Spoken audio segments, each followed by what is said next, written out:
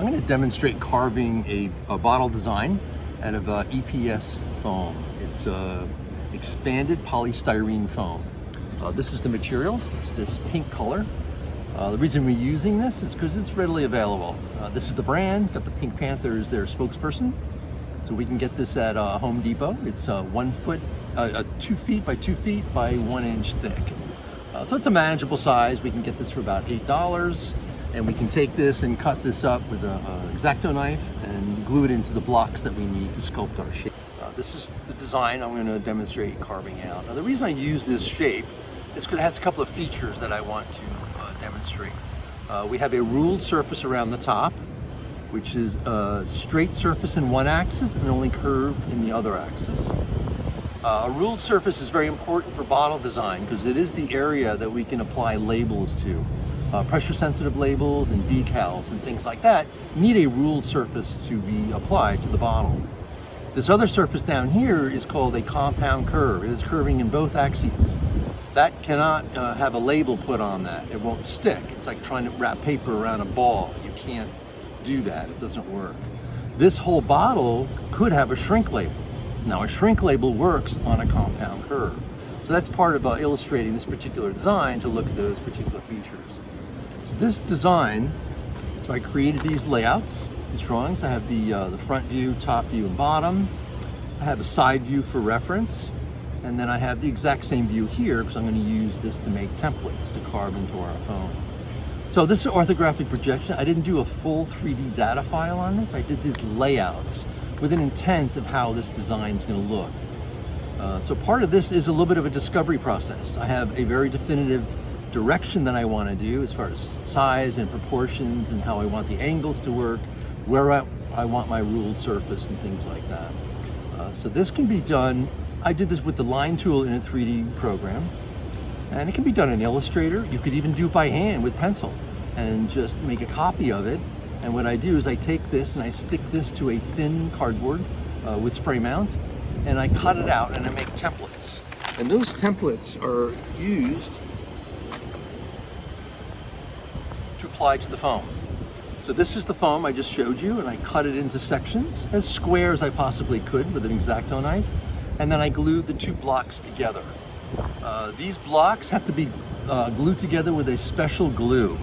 It is called foam fusion. This glue is derived specifically for gluing together EPS foam. EPS foam is a non-porous material, so we can't use a wet glue like an Elmer's or something like that because it won't allow it to evaporate. If I put Elmer's glue here and clamp that together, the Elmer's glue would be trapped between the foam and it would never evaporate because it won't soak into the material either. So I've done that before. I glued it together, waited 24 hours. I started carving into it, and all of a sudden there's wet glue and the pieces are falling apart. So we need to use the foam fusion. We can get that at Blick, and we can order it online. And that works really well. You put it on both surfaces, a very, very thin coat, and then you clamp it together and get a nice, solid connection between the two materials. So this bottle I designed specifically to work with this foam. So I have it exactly 2 inches thick, it's 3 inches wide by about 6.5 inches high. So I'm making believe those are the parameters that I wanted to work with, but it makes it very easy because I can just glue 2 blocks together. If we have a shape that's bigger, you can glue 3 blocks. You can glue as many as you want. You can have the seams in the foam in the other direction if you want. But this just works out really well for this particular design, and it'll be good for you to illustrate creating this shape. So EPS foam can be cut with a hot wire. I've done that for years. It works really well. A hot wire tool is sort of like a bandsaw. It's got a hot wire and you plug it in and the heat goes through that and it melts the foam and you can cut that. But ultimately when you do compound curves and very fine details, you need to sand anyhow. So I'm just jumping right to the sanding. Forget about the hot wire. This is a relatively small shape and it's got these unique surfaces that are all going to be sanded anyhow. It wouldn't be done with a hot wire. So that's just another way to sculpt this foam. So working with this material, I've created this tool. I built this tool with sandpaper on it. All this is a mailing tube, 2-inch diameter with the end caps, and I glued some sandpaper on the outside. I have 2 grits. I have an 80 grit and I have a 150 grit. That allows me to use the rougher grit to really sculpt, and then a little bit of a finer paper to smooth things out. You can go even finer to make it really clean. It really depends on what the study models are for. Quite often I'll do these, I call them sketch models. They're just to show a variety of designs relatively quickly. I can bring them into a meeting and we can make some decisions. We can all hold the designs and really understand how to do that. So I'm extracting this process from a design process that I use. Yes, we can create 3D data files of these shapes, full 3D data, and we can manipulate them in the computer program, and we can measure them and evaluate them and check volumetrics and things like that, and then make 3D prints. That's very effective and it works well. There's a little bit of a time lag that sometimes bothers me. You have to do the 3D file. You kind of have to make a final commitment, like this is a design, send it to the 3D printer and have it printed. And that can take hours and sometimes overnight. I can make 3 or 4 of these in less time than it takes to make one 3D print. So I really like this as a design tool where you can start to explore these shapes in your hand. When you work on a bottle design in the computer, it's still a 2D interaction. You're looking at it on a screen, you're thinking about what it might be like to hold and what does it really look like. So with this process, you can get right to it and you can explore the design in your hands. It's a little more of an interactive process. So it is still viable. Both processes are good and they have their place. So I'm just focusing on demonstrating how to quickly carve out some of these shapes and take a look at them. We can also take a block of foam and just get some sandpaper, some tools, and just start chopping away at it. There's nothing wrong with that. That is a great exploratory way of discovering forms. This is sort of in between. I have a very definitive intent about what I want to do. So I have these orthographic projections and I'm going to set that up. So I'm just going to demonstrate how to go after a design like this in this definitive way. So with this design tool and this, I'm going to start carving this out of here. So let me just tip this down. And I'll try to keep this in the frame. Okay, so again with the design tool, I have the sandpaper on the outside for my negative curves. And I've also developed this with a sanding block on the inside and some sandpaper here.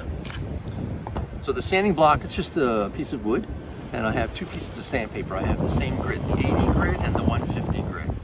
Now these are good for straight edges and positive curves, and the curved area is great for the negative curves. I'm going to show how both of those things work. I'm just going to put that over there and put the cap over here.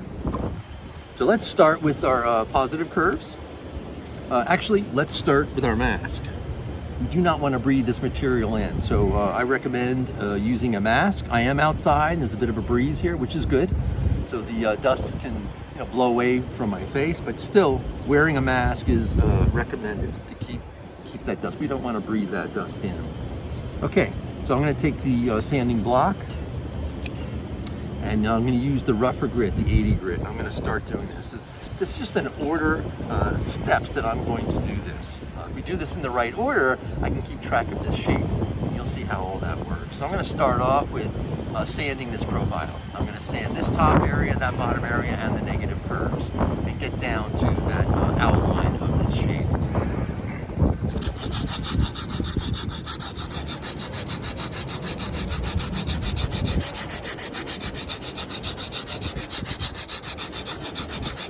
So all I'm saying, I'm trying to keep this as flat as possible, and I'm going to sand from this template to that template, straight across.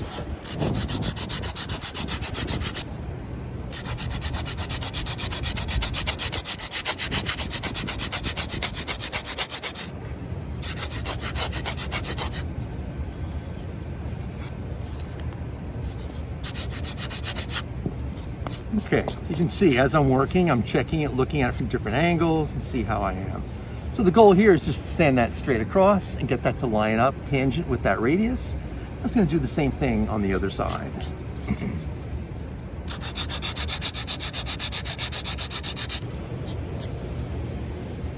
Okay, so now I have those two profile sections done. So like I had mentioned, this is going to be a ruled surface at the top, so these need to be absolutely straight. No curving here yet. I'm keeping this straight, but I will be curving in this one axis as we start to blend these shapes together. So I have those two done at the top. So now I'm going to do these two negative curves here at the bottom. which will help define the rest of our profile. So that'll be done with the tube. And I'm going to use the 80 grit because I'm going to be removing quite a bit of material at this point. So we've got this negative curve here. So I'm going to start here where I have to go the deepest. So I will sand pretty aggressively here, and then I'll start to feather out to these areas on the outside.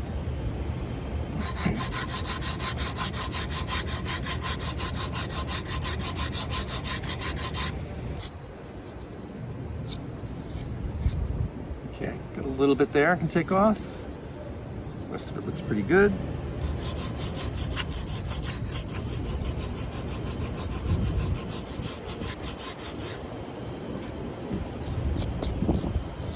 Okay, not bad. So that's that curve on that side.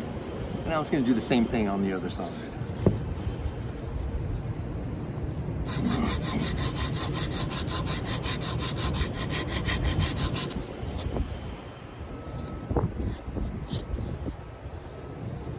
Okay.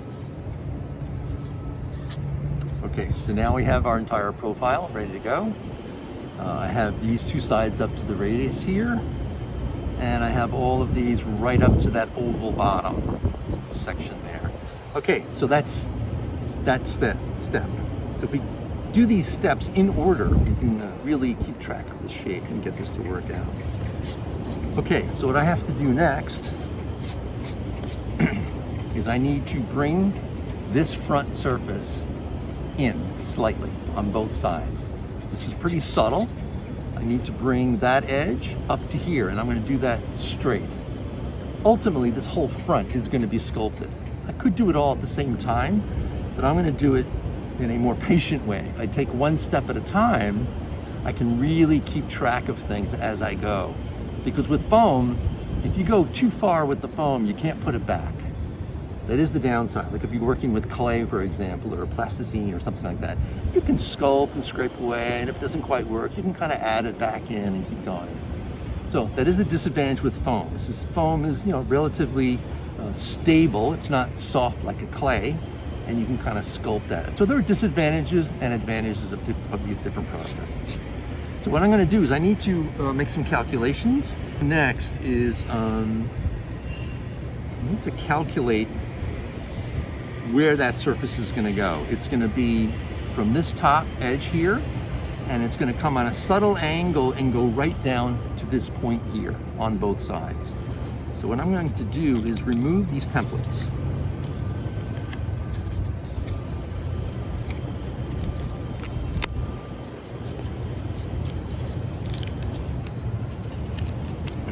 These were perfect to get my profile.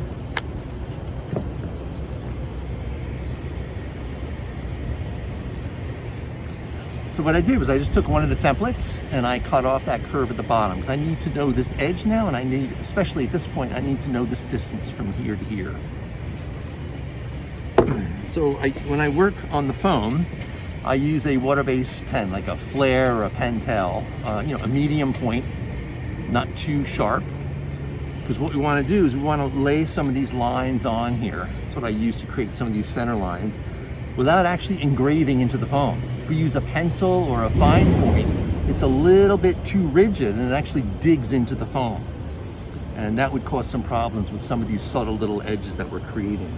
So this pen works really well to do that. So I'm going to use this piece of template that I have carved just to determine exactly where I am down here. So I'm going to bring back this center line. It's about here. I'm going to draw a little line there on both sides.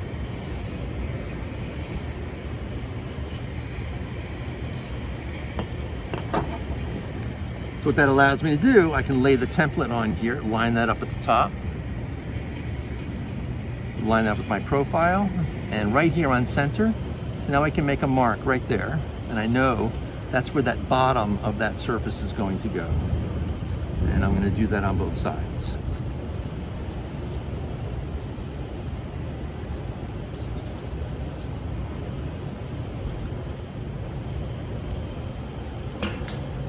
We'll use that template for another step. Okay, so all that told me right now is I need to create a flat surface from here down to that point. A little bit more challenging. A little bit more of eye. So I'm gonna, and it's very subtle compared to these other things. So I'm just gonna start to carve that down to this point, and I'm not gonna remove that mark. I'm gonna keep that. So I'm starting more aggressively up here because I know there's more material gonna be removed, and a little bit more subtle here, but I need to make sure it's straight and flat.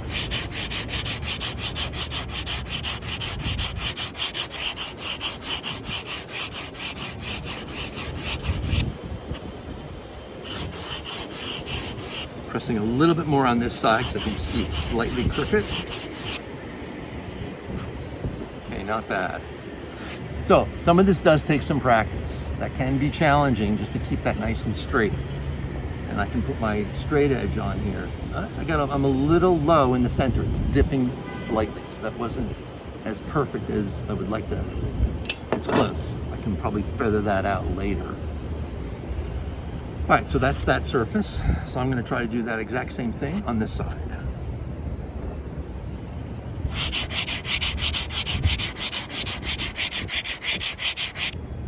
Okay, so I brought those two surfaces in right up. I have a little bit of extra there, so I can blend that at the very end. But I brought that in and brought that down. So I just about lost my mark here at the bottom. So I went a little bit too far here at the bottom. Not bad. I think I can work that out. So now I have this subtle blend from here to here. Okay, so that's that step. Now we stop and take a breath and try to look at what we're doing. So what I want to do next is I need to blend these corners around that radius, all four of those corners, and then blend that all the way down to the center line here in the middle of the front of the bottle, and to this parting line on the side of the bottle. So I need to bring this line back so I have that as a guide. So I'm just gonna make sure I have that.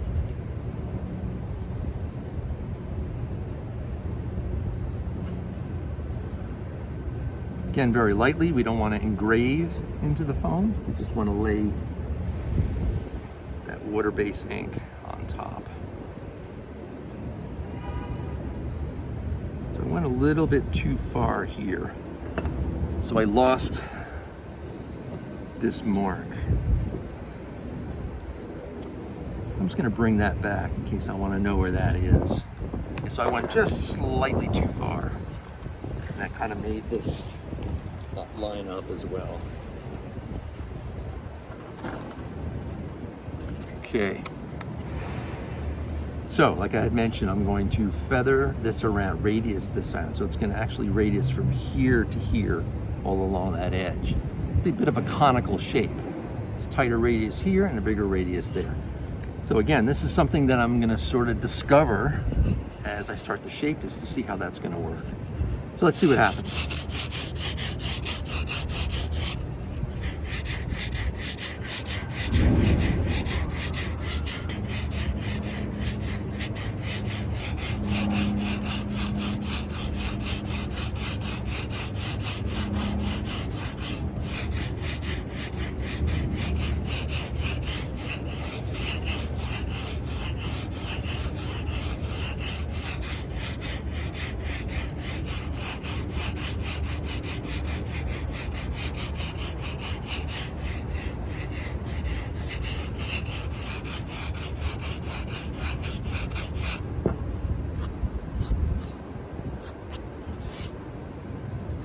Okay, so by keeping this nice and straight like this, I'm maintaining this ruled surface that we're talking about. I have a nice flat surface here. I'm coming around the corner. This is a flat surface. So if I blend all these carefully, this whole top area, I'll be able to maintain that ruled surface for my labels. So that looks pretty good. I brought it right up to the radius and to this parting line. I brought it down. So what starts to happen is there are these subtle little edges that are being created. So there was a little bit of a shine on this surface. So as I scraped that away, there was this arc that started to get formed here. Now, I'm not looking for that arc, but it's good to see because I'm going to be able to use this subtle little arc as a guide as I start to do these other corners. Like when I do this corner, I'm gonna look here and try to make that look the same. If I can get those two to be the same, that'll be some information that tells me that I'm pretty consistent. So we'll see how that works. And then we'll do the same thing on the other side. There's also this arc that's happening here, which is kind of nice. That's part of my design. Right now it's coming all the way down. Eventually it's gonna come down here and then go to the front as we start to sculpt that bottom area. So we'll see how that transition works. So I'm also gonna use that as a guide as I start to do these other surfaces.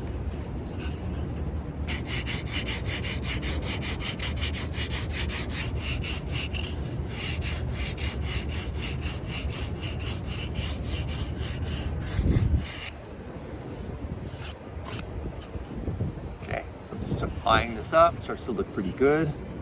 I am right around the radius here, which is nice. I still have my center line. I have this subtle little arc that got created. Let me try to get in the light. It's hard to see. You can see sometimes the light catches it, but I have this little edge here. So I'm using that as a guide to help me. Eventually that's all gonna be carved away, but right now I'm using it as a guide. And then we have this nice arc that's starting to form here as an intersection of those two. So I'm just looking at these. They look pretty good. I'm just trying to see if that sort of looks like this. It's all by eye, so that's not bad. So I'm gonna use that arc as I do the other side, and I'm gonna try to look for symmetry in that shape here as I sculpt the rest of this. Oops, what am I doing? Yeah.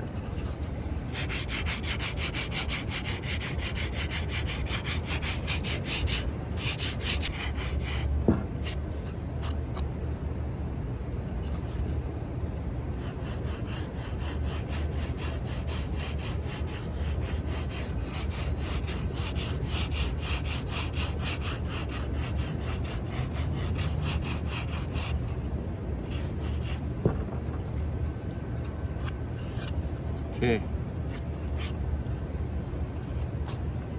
Not bad. So here's this subtle transition here. Similar, actually. I think this should probably go a little bit more.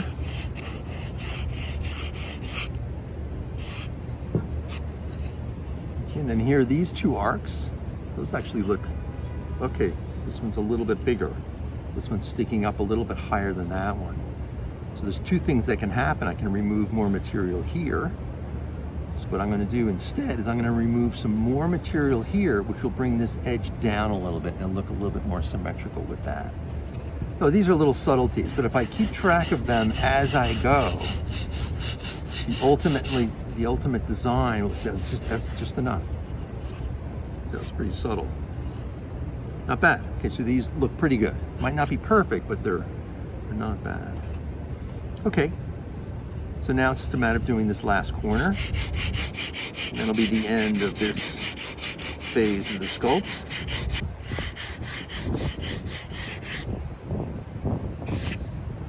I'm just trying to remove my center line here, so I need to be careful. I'm just going to readjust this in my hand. Concentrate just on this little area here, but still maintaining that nice flat. I don't want to just start sanding right here to get that to where I need to keep the blend going, or else I'll end up with a irregular shape.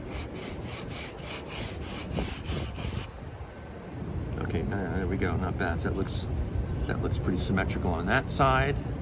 Oops, it went slightly far.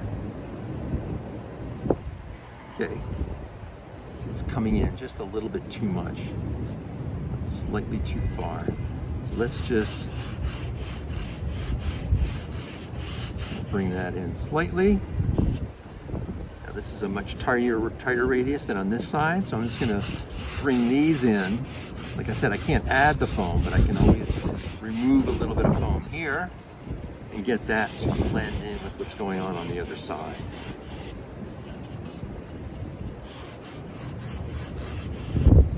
Okay. So not bad. I mean, that curve on that side is very similar to that. So it looks pretty good. Okay, so that's that phase. Got my center lines, everything's nice and clean. Looking good. And you can start to feel it as you're going and try to understand how some of these curves are going to work and how they relate to one another. So the next part is I have to do this bottom sculpt here.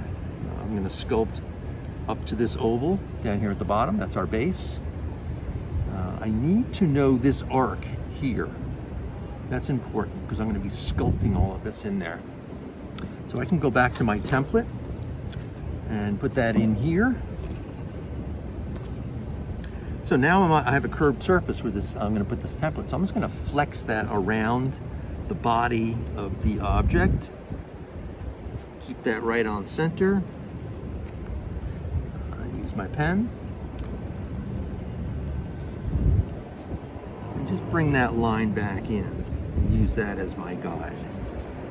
So I can see how this is relating to these curves here on the side. It's pretty accurate.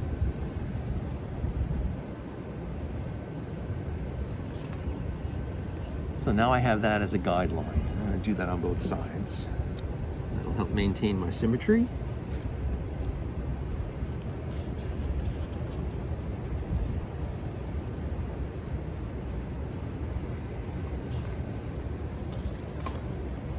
Okay, so now this is the final stage where I'm going to blend this whole bottom area around the oval and then up into here. This is the compound curve at the bottom. And in this case, it's a negative curve. So we're going to go back to the sanding tube to get that to work.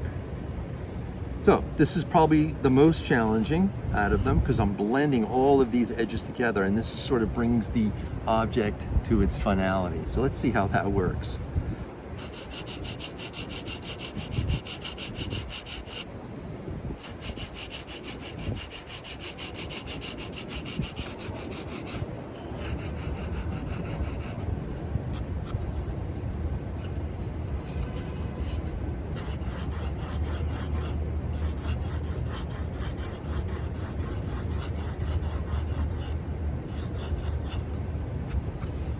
So I'm looking how that surface blends into all these edges.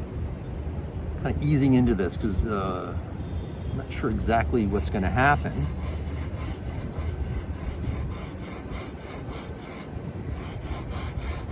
That's a little bit of the discovery of this shape, how that's going to look.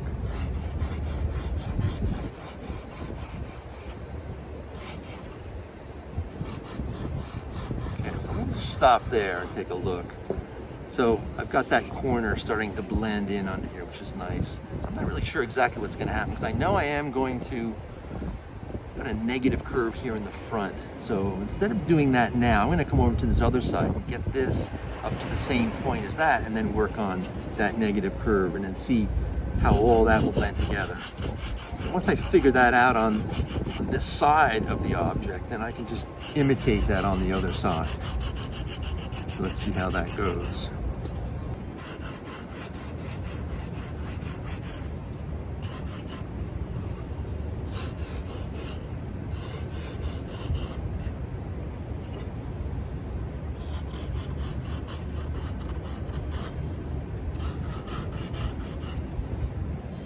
Okay, so these are both kind of rough, but they're very close, the same on both sides. So I'm making sure I leave this line. I have some extra material there because I'm going to blend this all together at the same time at the end here. Okay, so now I'm going to go to this negative curve in the front. This is the one part, I mean, I have it on my drawing, but I don't really know exactly what's going to happen here. So I'm going to just start to create this negative curve and see how this works.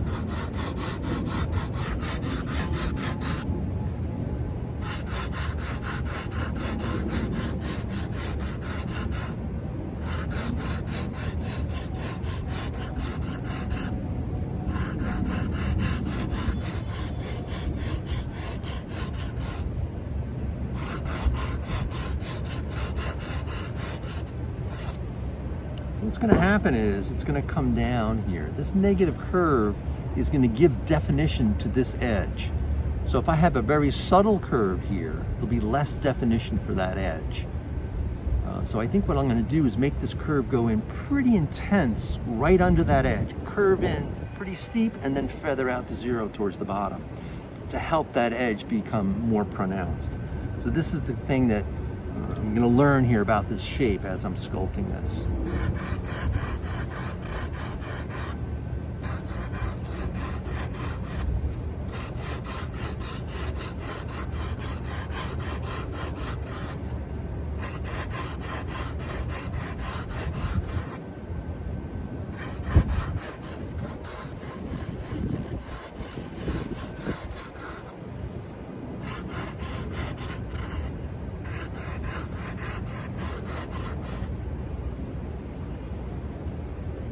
coming in there nice. So how far do I go? I'm not sure. I might stop there. Kind of blend the rest of this surface in and see how that works before I go too far. It might get a little too skinny down there. It might look odd.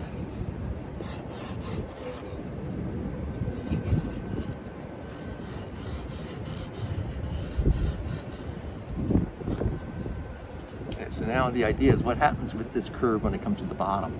Kind of want that to feather out to zero. So let me start to do that here before I go too far.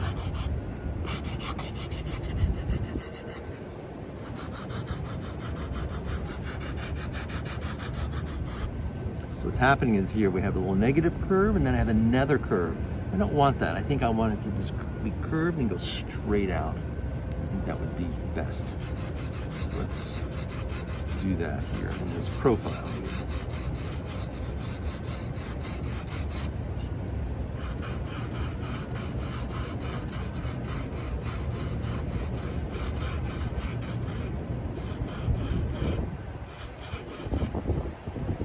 So it's kind of nice the way that's just coming in there nice and straight. I like that. I just got to make sure I do that all around. It's almost like a little conical shape there at the very bottom.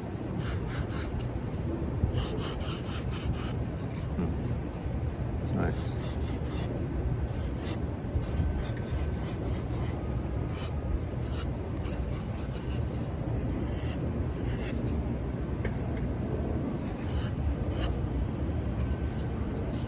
Okay, not bad. I have a little bit of scraping on here. I got to be careful. I might have to go to my lighter sandpaper so I don't damage the surface too much. That's pretty good. So the idea is just to continue that process here on the other side. So now that I did it on that side, I have a better idea of where I'm trying to go.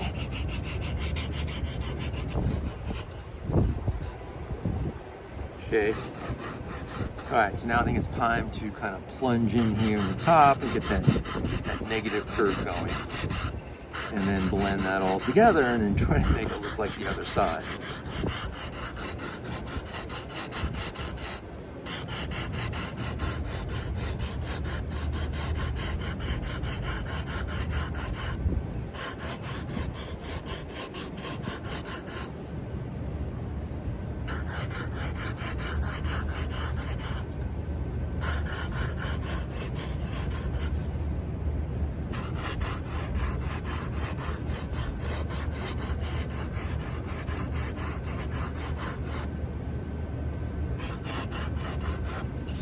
The other side for reference.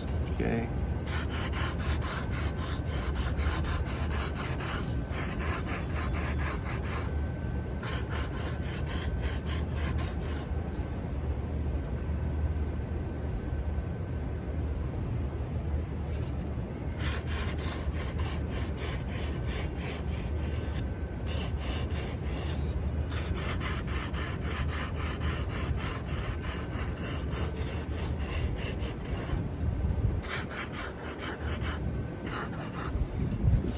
Again, I'm going to bring this all the way down to here.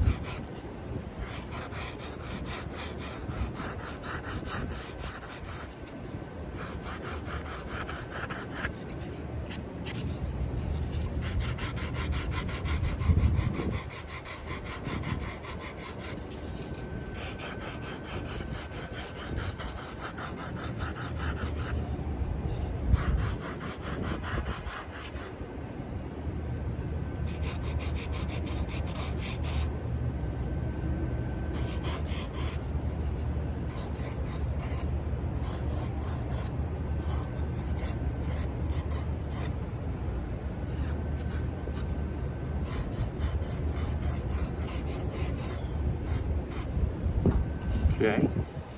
So I'm going to take a moment, take a look at it from all these different angles to see how this curve lines up. Profile should be pretty good.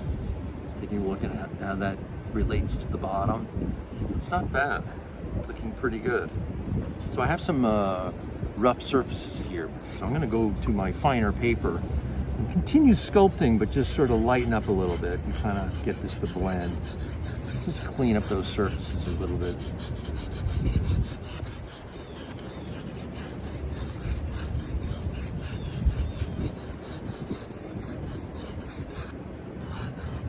Now I'm pressing quite a bit lighter.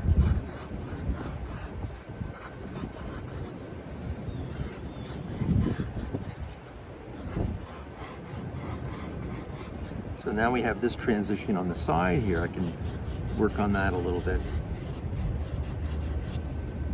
Get that to feel a little bit more symmetrical. So I always find these final stages here where you're blending, I get really carried away. I just keep going and going. So you're always going to find something that's just not quite perfect. But it's good because I'm understanding the shape by holding it, looking at it from multiple views, and seeing how things feel. Like, what is that shape really like, and the aesthetic, and holding that. So it's a nice process to be able to do that. I'm just going to look at that arc and that one. Okay, these look quite a bit different. So I'm going to make this one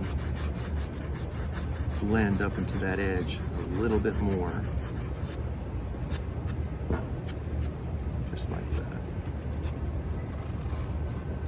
Actually, I should be using my 150. I'm kind of scratching the surface there. Just clean up a couple little blemishes on this side.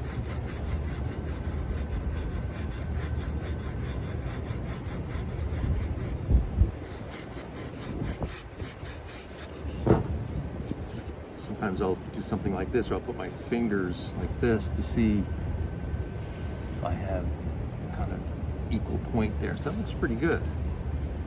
This curve here is a little crooked. Okay, so I think that's the idea. So of course, this process that I just demonstrated was really good for this shape. You know, everybody's shape is going to be a little bit different. It's going to be different nuances, and the order of events might change. But basically, that's the point of view and that's the process. Everybody will have their different way of doing things, but it's a lot of fun. It's very engaging to work on this shape. So this foam is pink, which is a little polarizing. So what we can do is quite often I'll take them and I'll just add some paint. So this is just some water-based white paint on here. I just put like a little edge up here, a little reveal where the cap might be, just to show how that might work. So putting the paint on it, it could be gray or white, or if there's a brand color involved, we could paint that and bring that into the meeting. So the idea is for everybody to look at the shapes and the forms, and not necessarily that it's foam or that the surface is rough or exactly what color. It's just kind of make it neutral. So we can have a discussion just on the shapes and the designs and how it's going to work. From an aesthetic point of view, from a consumer handling point of view, and even for production, I've had line fill equipment look at foam models to get a feeling for how that's going to work. Okay, so that's the end of this tutorial on sculpting out of EPS foam.